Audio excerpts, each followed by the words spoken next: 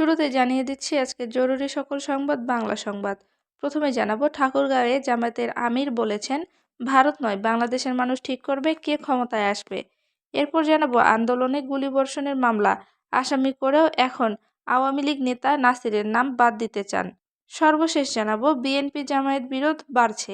এতক্ষণ শুনছিলেন শিরোনাম, বিস্তারিত থাকছে প্রতিবেদনে। জামায়াতে ইসলামীর আমির ডক্টর শফিকুর রহমান বলেছেন, নির্বাচন আসলেই একটি দেশ ঠিক করে কে বাংলাদেশের প্রধানমন্ত্রী হবেন, কিন্তু এবার সেই সুযোগ আর নেই। বাংলাদেশের মানুষ ঠিক করবে কে ক্ষমতায় আসবে আর কে আসবে না। সোমবার বিকালে ঠাকুরগাঁও সরকারি বালক উচ্চ বিদ্যালয় মাঠে জামায়াতে ইসলামী ঠাকুরগাঁও জেলা শাখার কর্মী সম্মেলনে প্রধান অতিথির বক্তব্যে এসব কথা বলেন তিনি। শফিকুর রহমান বলেন, আমাদের তরকারিতে আমরাই লবণ দেব। দেশের জনগণ লবণ দিতে জানে, তাই ভারতকে বলবো আমাদের তরকারিতে লবণ না দিয়ে আপনারা আপনাদের তরকারিতে লবণ দেন। তিনি বলেন, বাংলাদেশের 16 ডিসেম্বর উপলক্ষে ভারতের প্রধানমন্ত্রী নরেন্দ্র মোদী টুইট করেছে যে বাংলাদেশের 16 ডিসেম্বর বিজয় দিবসে তাদের ভূমিকা বেশি। তারা এই বিজয়কে তাদের বিজয় বলে দাবি করেছে। আমরা নরেন্দ্র মোদীর টুইটের তীব্র নিন্দা জানাচ্ছি।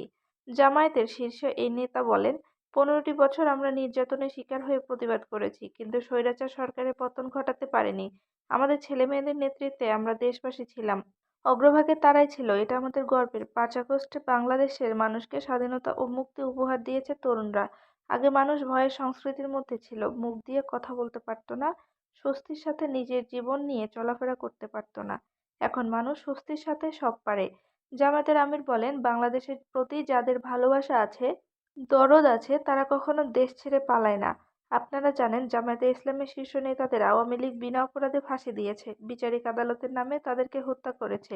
নেতাদের একজনও বাংলাদেশ থেকে পালায়নি, কিন্তু আমি আর ডামি সরকারের এমপি মন্ত্রীরা দেশ থেকে পালিয়ে গেছে।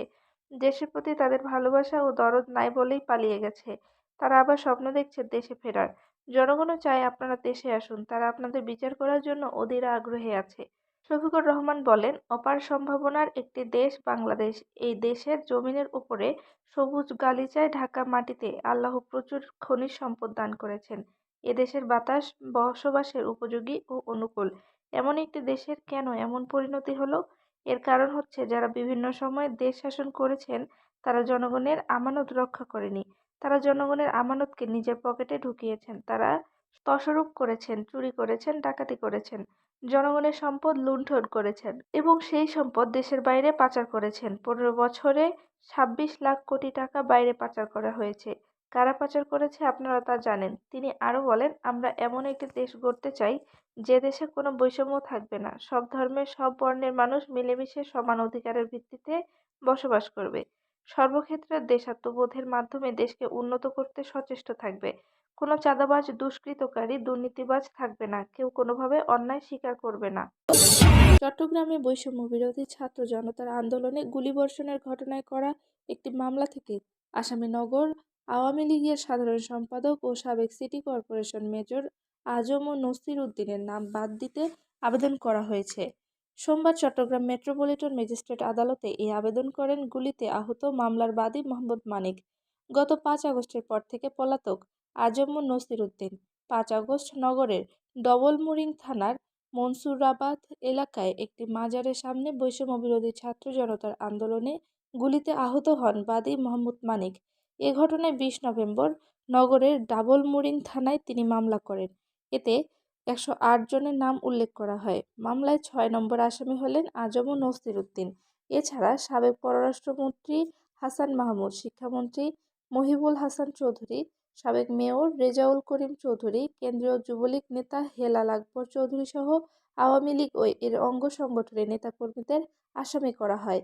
মামলার 1 থেকে 6 নম্বর আসামির নির্দেশে ঘটনার দিন গুলিবর্ষণে বাদী ডান পায়ে গুলিবিদ্ধ হন বলে এজাহারে উল্লেখ করেন। আদালতে করা আবেদনে বাদী উল্লেখ করেন, মামলার 6 নম্বর আসামি আজম নাসির উদ্দিনের বিরুদ্ধে তার কোনো অভিযোগ নেই।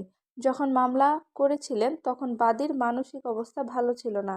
পরে জানতে পারেন যে আজম নাসিরকে তিনি আসামি করা হয়েছে। এ মামলার ঘটনার সঙ্গে নাসিরের কোনো সম্পৃক্ততা নেই। ফায়দা লোটার জন্য সুকৌশলে বাদীর অজ্ঞাতসারে তার নামটি কেউ দিয়ে দিয়েছেন। ন্যায় বিচারের স্বার্থে আজম নাসিরকে এজাহার থেকে বাদ দেওয়া হোক। বর্তমানে মামলাটি নগরের ডবলমুরিং থানা পুলিশ তদন্ত করছে। জানতে চাইলে ডবলমুরিং থানার ভারপ্রাপ্ত কর্মকর্তা কাজী মোহাম্মদ রফিক আহমেদ প্রথম আলোকে বলেন, বাদী যেভাবে মামলার এজাহার দিয়েছেন কিংবা যাদের আসামি করেছেন, পুলিশ সেভাবেই মামলা নিয়েছে। কে আসামি হবেন কে হবেন না তাতে পুলিশের কোনো এখতিয়ার নেই। তবে তদন্তে পুলিশ ঘটনার সঙ্গে যাদের সংশ্লিষ্টতার তথ্য প্রমাণ পায় শুধু তাদের আসামি করে। বিষয়টি জানতে বাদীর মুঠোফোনে কল করা হলে সেটি বন্ধ পাওয়া যায়।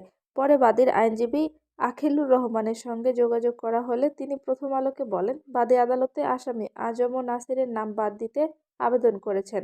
আদালত এটি নথিভুক্ত করেছেন। এজাহারে দেওয়া বক্তব্য বাদী কেন প্রত্যাহার করে নিলেন জানতে চাইলে আইনজীবী আখিলুর রহমান বলেন, এটি বাদী ভালো বলতে পারেন।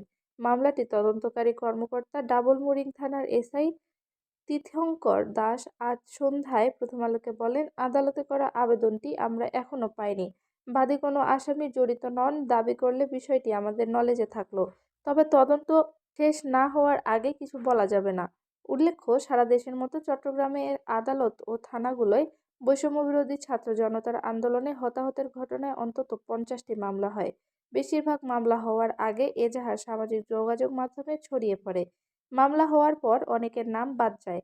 অভিযোগ রয়েছে, বাদীসহ একটি চক্র অর্থের বিনিময়ে আসামির নাম তালিকা থেকে বাদ দিয়ে দেন, যা মামলা বাণিজ্য নামে আলোচনা আছে। অনেক মামলার বাদী চেনেন না আসামিদের। ছাত্র জনতার অভ্যুত্থানের পর বিএনপি ও জামায়াতের পাল্টাপাল্টি বক্তব্যের দল দুটির মধ্যে দূরত্ব স্পষ্ট হতে থাকে। গত রবিবার বিএনপির নেতা রুহুল কবির রিজভী জামায়াতের সাম্প্রতিক কর্মকাণ্ডের কঠোর সমালোচনার পর তাদের মতবিরোধ প্রকাশ্যে আসে। মূলত গণঅভ্যুত্থানের পর ইসলামী ব্যাংক দখলকে কেন্দ্র করে দুই দলের মধ্যে বিরোধ শুরু হয়। এরপর বিএনপির বিরুদ্ধে সারা দেশে দখলদারিত্বের নানা অভিযোগ আনেন জামায়াতের নেতাকর্মীরা।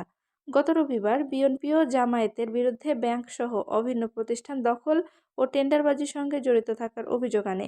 বিএনপি ও জামায়াতের মধ্যে দ্বন্দ্ব কোন্দলের ঘটনা আগেও দেখা গেছে, তবে এবারের মতো একে অন্যের প্রতি চরম বিষোদগার নিকট অতীতে দেখা যায়নি।